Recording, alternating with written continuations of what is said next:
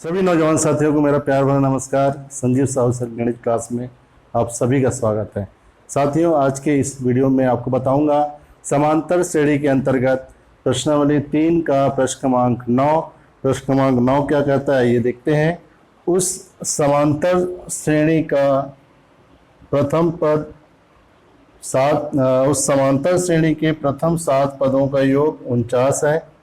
एक समांतर श्रेणी है और उसके जो प्रथम 7 पद हैं, शुरू के जो 7 पद हैं उन सब का योगफल है 49 और प्रथम 17 पदों का योग। उसी श्रेणी में हम आगे बढ़ते हैं तो शुरू से लेकर आखिरी 17 पदों तक का जो जितने भी पद हैं उन सब का योगफल कितना है दिया है इसमें 289। तो इसके प्रथम n पदों का योग ज्ञात कीजिए। तो शुरू के जो n पद हैं, अब n का मान कुछ भी हो सकता है। 7 पदों का योगफल दिया है और 17 पदों का योगफल दिया है।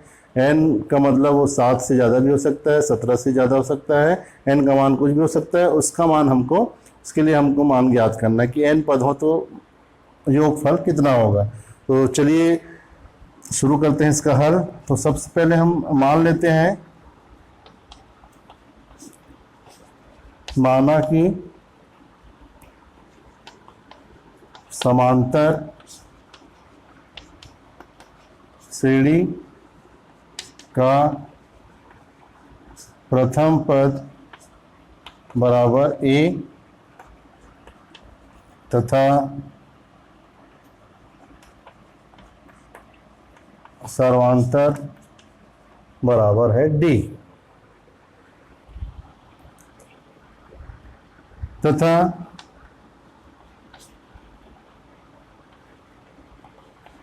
पदों की संख्या बराबर है n। तब Sn बराबर होता है n/2 2a plus n-1 into d। ये Sn का मान होता है। प्रश्नानुसार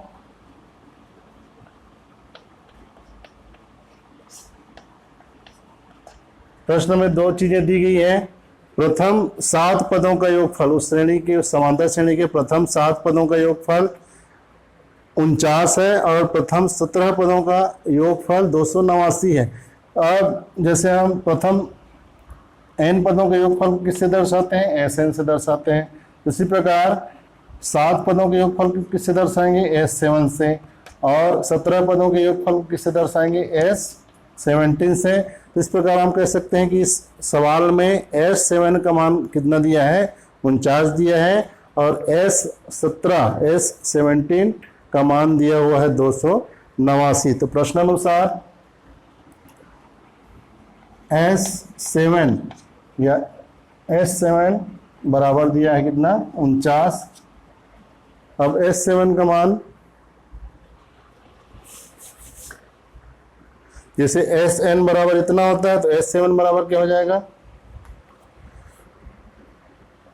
n बराबर 7, तो 7/2 पुस्तक में 2a प्लस n का मान कितना है? 7, 7 ऋण 1 और d का मान कितना है? d है।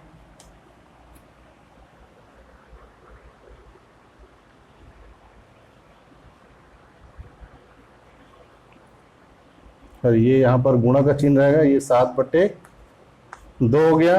बराबर कितना हो जाएगा?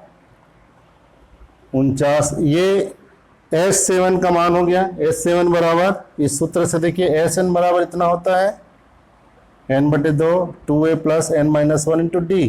तो S7 बराबर इतना हो जाएगा। n जहाँ जहाँ पर इस सूत्र में n है वहाँ पर 7 हो जाएगा।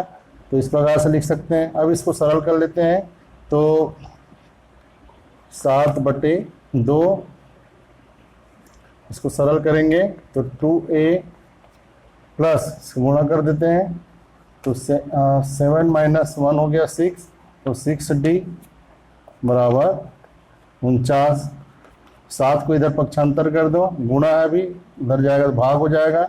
इधर क्या बचेगा? 1/2 2a प्लस 6d, और ये हो जाएगा 49/7। 7 इधर पक्षांतर हो गया। अब देखते हैं यहाँ पे 2 कॉमन निकल आएगा, तो ये 2/2 हो जाएगा। यहाँ क्या बचेगा a, और यहाँ क्या बचेगा 3d बराबर 7 से 49 को भाग देंगे, भाग पर 7 आएगा। 2 से 2 कट गया, तो क्या बचा यहाँ पे a plus 3d equal to 7। इसको हम लेते हैं समीकरण 1। ये हो गया समीकरण 1।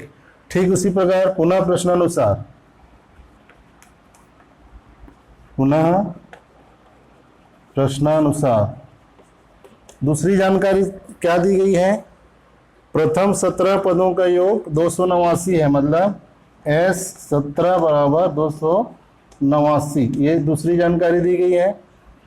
तो S 17 बराबर क्या हो जाएगा, जैसे SN बराबर इतना है, तो N की जगह में 17 हो जाएगा, यहाँ भी N की जगह में 17 हो जाएगा, यहाँ भी N की जगह में 17 हो जाएगा। तो इस प्रकार से S 17 का मान हो जाएगा 17/2 2a प्लस 17 ऋण 1 गुणित d बराबर 289। इसको हल करते हैं।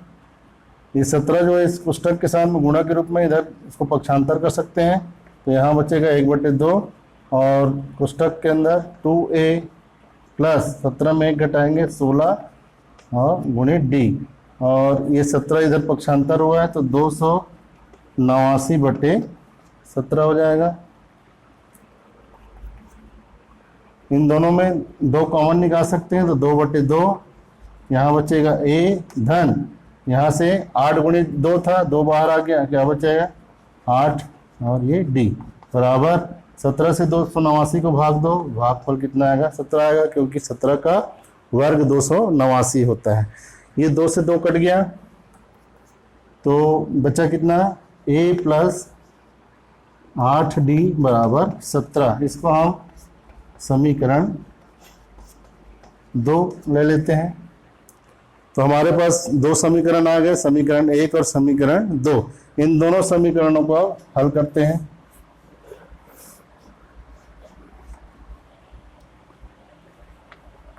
समीकरण, अब 2 समीकरण है, समीकरण 1 और समीकरण 2। देखते हैं यहाँ पे a प्लस 3d बराबर 7 है, a प्लस 8d बराबर 17 है।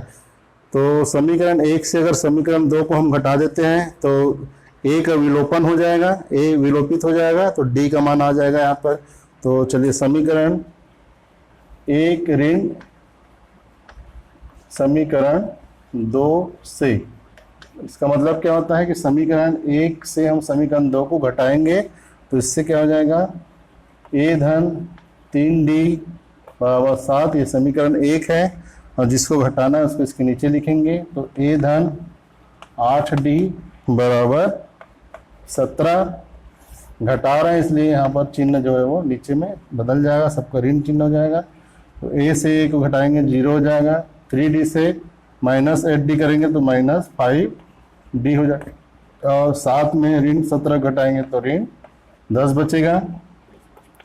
तो d बराबर हो जाएगा ऋण 10/5। तो d बराबर हो जाएगा यहाँ पर 5 दूनी 10। d का मान कितना आ गया 2। अब d के इस मान को हम कोई भी एक समीकरण में, समीकरण 1 या समीकरण 2 में रख करके a का मान निकाल सकते हैं। चलिए समीकरण 1 में रख देते हैं d का मान। समीकरण 1 में d का मान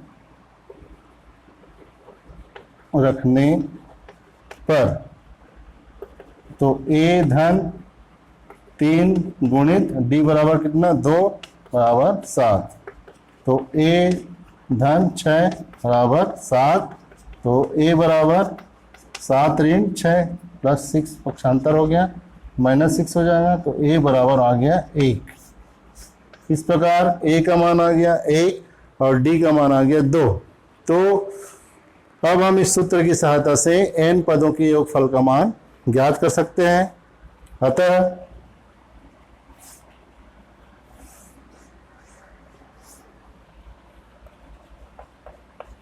अतः दी गई श्रेणी के n पदों का योगफल Sn बराबर, तो n का मान तो n ही रहेगा, तो n बटे 2 हो जाएगा। 2a मतलब 2 गुणित 1 हो जाएगा, a का मान इस सूत्र में मान रखेंगे a और d का। तो n, चूंकि n पदों का योगफल निकाल रहे हैं इसलिए n बराबर n ही रहेगा, a का मान 1 हो जाएगा और d का मान 2 हो जाएगा। तो n बराबर, तो n -1 रहेगा यहाँ पर और d का मान हो जाएगा 2। ये मान रख दिए, इसको हल करना है। तो n/2, 2 एकम 2 और इसका गुणा होगा तो 2 और n का गुणा हो गया 2n और ऋण 1 और 2 का गुणा ऋण 2, तो बराबर हो जाएगा n बटे 2 और +2 - 2 0 हो गया, पुस्तक में बचेगा 2n, 2 से 2 कट जाएगा तो n × n बचेगा, तो बराबर हो जाएगा n का वर्ग। ये हमारा उत्तर होगा। अब एक बार फिर से देख लीजिए इस प्रश्न में क्या पूछा गया था और क्या हमने किया है। प्रथम प्रश्न में ये दिया गया है कि प्रथम 7 पदों का योग 49 है और उसी श्रेणी के प्रथम 17 पदों का योग 289 है, तो इसके प्रथम n पदों का योगफल हमको ज्ञात करना था। हमने ये मान लिया था कि प्रथम पद a है, स्वाभावांतर d है और पदों की संख्या n है, तो सूत्र होता है Sn बराबर n बटे 2। ये n पदों के योगफल का सूत्र होता है, इसके बारे में हम पहले भी देख चुके हैं। प्रश्नानुसार प्रथम 7 पदों का योगफल दिया हुआ है 49, तो S7 बराबर हो गया 49। Sn की सहायता से हमने S7 का ये मान रखा और ये हमको समीकरण, इसको जब हम सरल करते गए समीकरण 1 प्राप्त हुआ, a + 3d = 7। पुनः प्रश्नानुसार इस प्रश्न में दूसरी शर्त क्या दी गई है, प्रथम 17 पदों का योगफल 289 है, मतलब प्रथम 17, जैसे प्रथम n पदों का योगफल को हम Sn से दर्शाते हैं तो प्रथम 17 पदों के योगफल को S17 से दर्शाएंगे, तो S17 या S17 बराबर हो जाएगा 289। अब जैसे Sn का सूत्र होता है वैसे ये S17 के लिए इतना मान हो जाएगा। n बराबर जहाँ जहाँ n होता है वहाँ पर हमने 17 रख दिया, इसको सरल किए, समीकरण 2 प्राप्त हुआ, a + 8 a धन 8d बराबर 17, समीकरण 2 हो गया। समीकरण 1 और 2 को हल करके हमने क्या किया, a और d का मान, पहले d का मान निकाले, उसके बाद में हमने a का मान निकाला, फिर उस मान को हमने सूत्र में रख दिया। क्योंकि हमको n पदों का योगफल ज्ञात करना है इसलिए इस सूत्र में हम a और d का मान रख दिए। हल करने के बाद में Sn का मान आता है n का वर्ग। यही इस प्रश्न का उत्तर होगा कि दी गई श्रेणी के प्रथम n पदों का योगफल n का वर्ग होगा। मतलब उसमें हम जैसे हमको मान लो प्रथम 5 पदों का योगफल ज्ञात करना है, तो कितना हो जाएगा, n बराबर 5, तो 5 × 5 = 25, मतलब प्रथम 5 पदों का योगफल कितना हो जाएगा 25। उसमें मान रख के हम विभिन्न जो पदों के योगफल है वो हम ज्ञात कर सकते हैं। तो उम्मीद है इस प्रश्न का हल आपको समझ में आया होगा। इस प्रश्नावली की आगे की वीडियो देखने के लिए आप मेरे चैनल को सब्सक्राइब जरूर कीजिए अगर अभी तक नहीं किए होंगे तो, और मेरे उत्साहवर्धन के लिए मेरे वीडियो को लाइक जरूर करें। इस वीडियो का लाभ ज़्यादा से ज़्यादा लोगों को मिले, इसके लिए आप इसको ज़्यादा से ज़्यादा शेयर करें। Thank you.